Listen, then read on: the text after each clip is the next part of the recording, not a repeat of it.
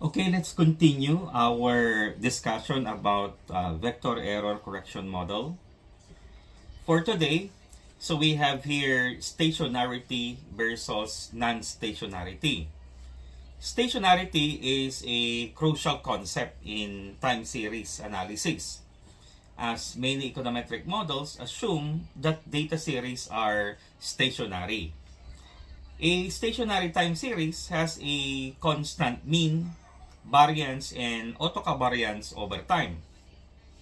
Non-stationary data can lead to spurious regression and unreliable inferences, making it essential to test for stationarity before proceeding with time series modeling. So we have three primary tests for stationarity. So we have the ADF test, the Phillips-Perron test, and the KPSS test. So what about the augmented dikipolar test, or simply the ADF test? The ADF test is an extension of the dikipolar test, which checks on the presence of a unit root in a time series.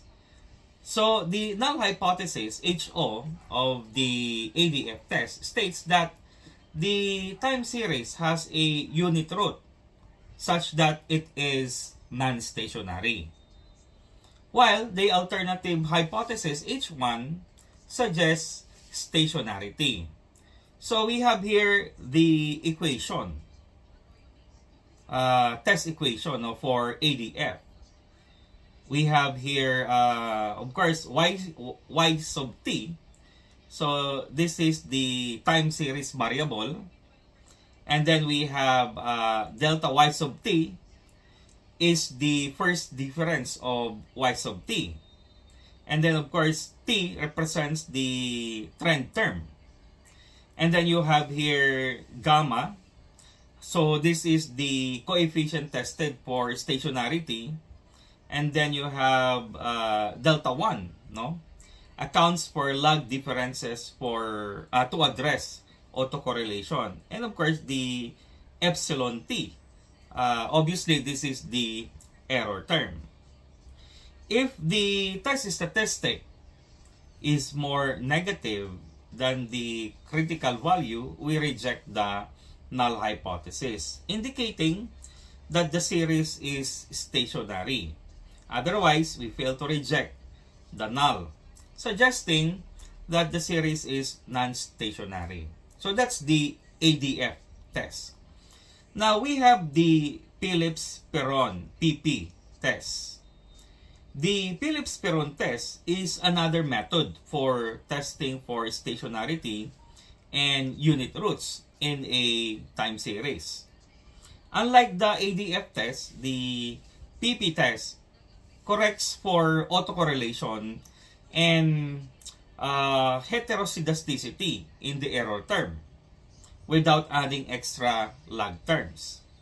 So it modifies the standard Dickey-Fuller test by adjusting the test statistic using the Newey-West heteroscedasticity consistent standard errors.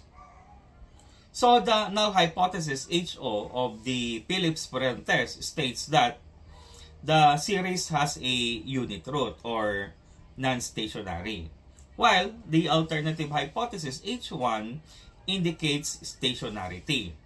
So like the ADF test, if the test statistic is more negative than the critical value, we reject the null hypothesis and conclude that the series is stationary.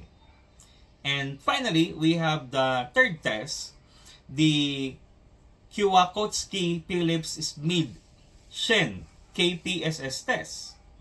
Unlike the ADF and PP tests, which have a null hypothesis of non-stationarity, the KPSS test assumes stationarity under the null hypothesis.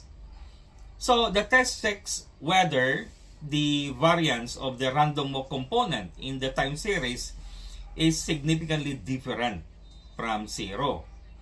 If the test statistic exceeds the critical value, we reject the null hypothesis and conclude that the series is non-stationary.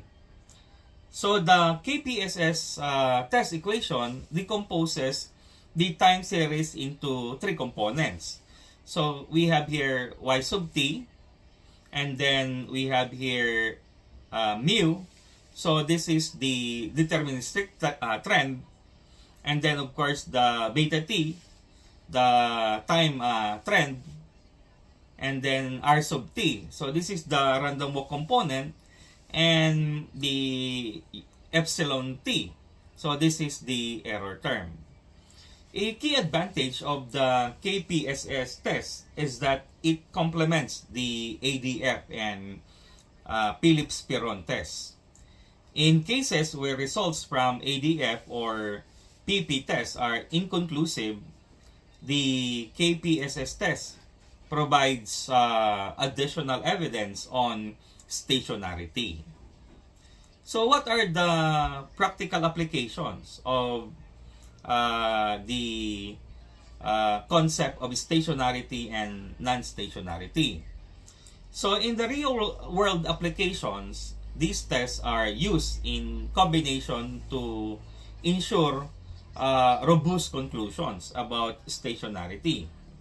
If a time series is found to be non-stationarity or non-stationary, it can often be transformed through differencing.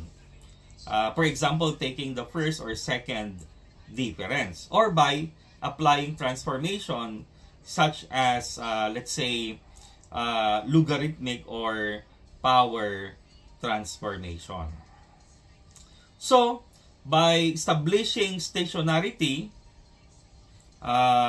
researchers can proceed with co-integration analysis and VECM modeling, ensuring that economic relationships identified in the data are meaningful and not spurious. So I think moving on to the next section, we'll discuss the concept of co-integration and its role in VECM analysis.